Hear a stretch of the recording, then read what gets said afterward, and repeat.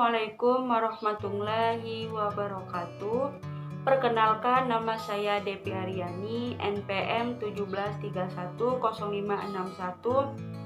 Fakultas Ekonomi Periode Manajemen dari kelas A reguler pagi pemasaran. Di sini saya ingin menyelesaikan tugas UAS saya dari dosen Pak Rizka Julfikar.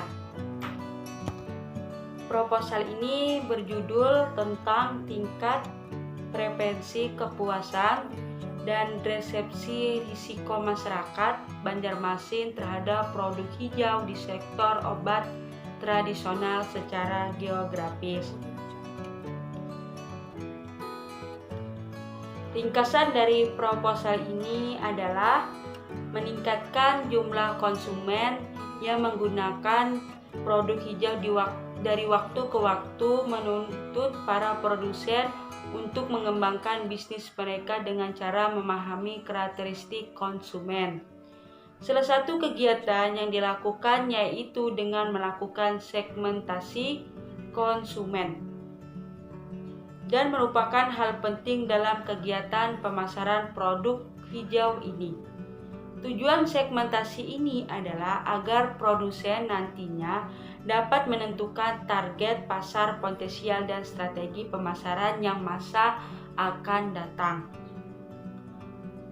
Setidaknya terdapat 751 usaha yang memproduksi obat tradisional seluruh Indonesia, dan 625 diantaranya adalah merupakan usaha menengah, kecil, dan mikro. Next. Latar belakang dari proposal ini adalah dewasa tingkat kesadaran masyarakat terhadap kesehatan dan lingkungan sudah mulai meningkat, dan banyak konsumen mulai menaruh perhatian pada produk-produk yang alami, manfaat untuk kesehatan, dan berorientasi kepada lingkungan. Bahkan beberapa perusahaan telah mengadopsi strategi green marketing ini dan meneliti atribut-atribut lingkungan dengan sebagai sumber keunggulan bersaing. Inilah perusahaan dapat mengembangkan target dan strategi segmentasi yang lebih baik. Segmentasi pasar yang sering kali dilakukan oleh kegiatan pemasaran dapat dilakukan dengan mengelompokkan konsumen berdasarkan pertimbangan geografis, demografis, psikografis, dan perilaku yang digunakan sebagai suatu strategi untuk memahami segmentasi pasar. Variabel demografi. Dari keempat variabel utama yang umum digunakan untuk melakukan segmentasi pasar, variabel demografis adalah variabel yang paling sering digunakan karena sifatnya mudah diukur dibandingkan variabel lainnya. Segmentasi dengan variabel demografis lebih mudah dan efisien dilakukan oleh para pemasar dalam menentukan segmen pasar serta menentukan sikap dan perilaku konsumen hijau ini.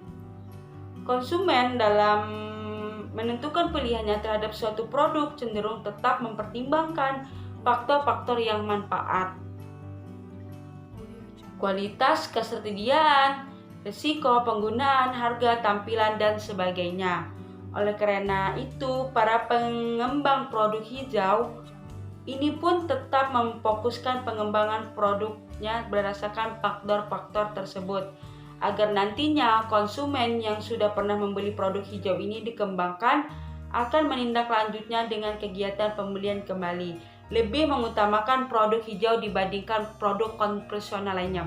Jadi sekarang ini masyarakat, khususnya masyarakat yang ada di Banjarmasin itu sudah banyak mempergunakan obat-obatan alami atau herbal dibandingkan obat-obat yang mengandung zat-zat kimia, karena lebih ampuh dan lebih ramah lingkungan dan lebih aman lagi untuk diri.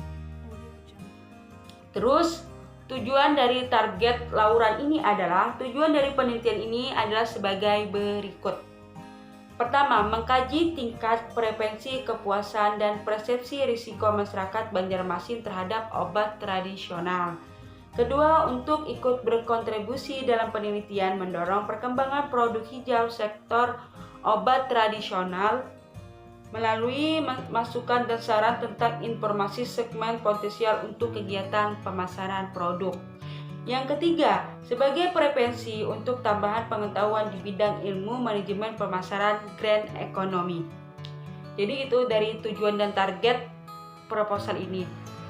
Terus slide ke-5 yaitu green marketing dan green product. Mulai tumbuhnya kesadaran masyarakat terhadap lingkungan direspon oleh banyak perusahaan untuk dapat memanfaatkan peluang isu demi kepentingan bisnis mereka. Konsumen hijau adalah konsumen yang peduli terhadap lingkungan dan memiliki perilaku yang berwawasan lingkungan. Kontribusi konsumen hijau akan meningkatkan kualitas lingkungan melalui kegiatan pembelian produk-produk yang ramah lingkungan. Kondisi kesadaran lingkungan yang menimbulkan adanya green consumer yang semakin meningkat dan menyebabkan adanya beberapa perusahaan mulai membuat konsep ramah lingkungan dalam pemasaran produk melalui kegiatan green marketing ini. Terus, kunci keberhasilan dari green marketing ini adalah memahami konsumen produk ramah lingkungan serta karakteristik mereka agar perusahaan dapat mengembangkan strategi segmentasi yang baru. Peran gender bukan lagi cara akurat untuk membedakan konsumen pada beberapa kategori produk. Produk hijau cenderung memiliki harga yang relatif tinggi, dan itu konsumen yang berperan di sini adalah konsumen yang memiliki daya beli yang tinggi pula. Jadi dari green marketing dan green product ini, produk hijau ini lumayan mahal karena dari daya belinya tinggi pula. Pendidikan pekerjaan konsumen yang berperan di sini adalah konsumen pendidikan pekerjaan dan dapat pendapatnya cenderung memiliki korelasi yang erat dan nyaris merupakan hubungan sebab akibat. Secara umum produk hijau adalah produk yang berwawasan lingkungan, tidak berbahaya bagi manusia, tidak berbahaya juga bagi lingkungan, tidak berbahaya juga bagi hewan-hewan, bagi binatang. Dalam membeli produk hijau, konsumen tidak hanya mengutamakan faktor lingkungan, tetapi juga mempertimbangkan faktor lain. Secara umum, atribut berwawasan lingkungan yang melekat pada produk hijau masih memiliki pengaruh sedikit terhadap sikap penerimaan dan perilaku konsumen terhadap produk hijau. Berpengaruh lebih besar ditunjukkan oleh faktor kepuasan terhadap sikap menerima konsumen yang dapat mendorong peningkatan permintaan, perluasan pasar, kesetiaan terhadap merek. Jadi itu penjelasan dari green marketing dan green product. Di sini saya ingin menjelaskan sedikit tentang segmen pasar. Slide ke-6. Segmentasi pemasaran adalah usaha untuk membagi pasar ke dalam kelompok-kelompok yang dapat dibedakan satu sama lain dalam hal kebutuhan, karakteristik atau perilaku yang mungkin akan memerlukan produk-produk strategi pemasaran tertentu untuk menjangkaunya dengan menggunakan sebagai suatu strategi untuk memahami struktur pasar. Slide ke-7 adalah faktor-faktor. Ada 6 faktor. Yang pertama adalah faktor gender, yang kedua faktor usia, faktor jenis pekerjaan, faktor tingkat pendapatan, faktor tingkat pendidikan. Di sini saya ingin menjelaskan satu-satu. Yang pertama adalah faktor gender. Perempuan cenderung lebih bersikap positif terhadap produk hijau ini dibandingkan laki-laki. Dari perilaku pembelian green produk dapat menjadikan konsep lebih relevan bagi perempuan karena perempuan cenderung lebih peduli terhadap isu lingkungan daripada laki-laki. Yang kedua adalah faktor usia.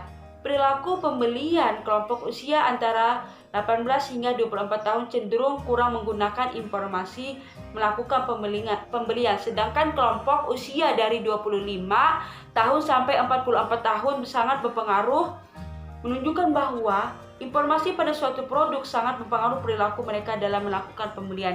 Jadi dari faktor usia ini yang lebih sering mempergunakan adalah dari umur 25 tahun sampai umur 44 tahun ke atas. Terus yang ketiga adalah faktor-faktor jenis pekerjaan. Konsumen yang memiliki jenis pekerjaan tertentu pada umumnya mengkonsumsi barang-barang tertentu yang berbeda dengan konsumen dengan jenis pekerjaan lainnya. Yang keempat adalah faktor tingkat pendapatan. Tingkat pendapatan secara signifikan berpengaruh positif terhadap minat beli produk hijau dan merupakan variabel yang paling dominan dan berpengaruh keputusan pembelian produk hijau ini. Terus faktor tingkat pendidikan. Dalam penelitian menemukan bahwa tingkat pendidikan berpengaruh signifikan terhadap pembelian produk hijau pada konsumen.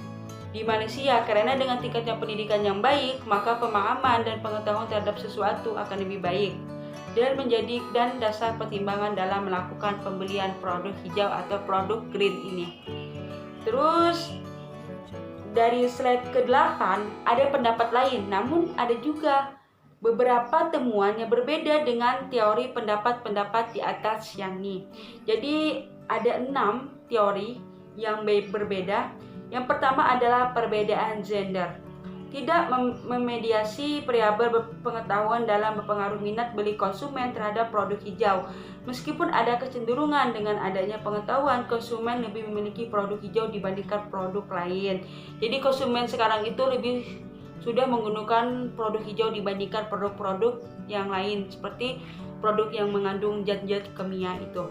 Yang kedua, terdapatnya perbedaan yang positif namun signifikan antara minat beli konsumen laki-laki perempuan meskipun masih didominasi oleh konsumen perempuan. Jadi yang lebih banyak menggunakan produk ini adalah perempuan, yang lebih peduli lingkungan juga banyak perempuan.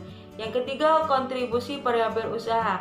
Pendidikan, pekerjaan, pendapatan, dan ukuran keluarga tidak signifikan terhadap keputusan pembelian dan kemungkinan dipengaruhi oleh variabel lainnya. Yang keempat, faktor demografis, jenis kelamin, tingkat pendidikan, dan pendapatan tidak berpengaruh nyata terhadap pilihan konsumen.